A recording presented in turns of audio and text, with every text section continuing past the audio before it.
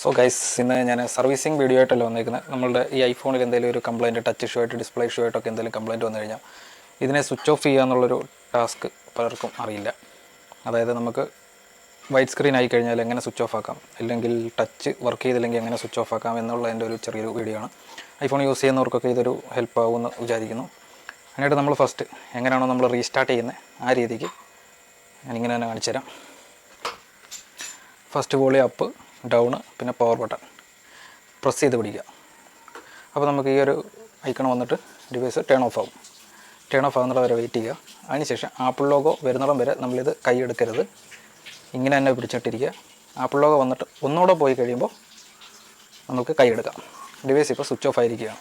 ഇത് തന്നെ white screen, green screen വരുന്നവർക്ക് ഓട്ടോമാറ്റിക് ടച്ച് വർക്ക് ചെയ്ത് ഡിസേബിൾ ആകാനുള്ളതൊക്കെ ചാൻസ് ഉണ്ട്. അപ്പോൾ ഇങ്ങനെ ചെയ്ത് കഴിഞ്ഞാൽ ഡിവൈസ് ഓഫായിട്ടിരുന്നോളും.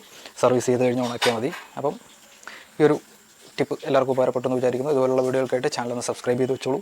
അടുത്തൊരു വീഡിയോ ആയിട്ട് കാണാം. എല്ലാവർക്കും ഗുഡ് ബൈ.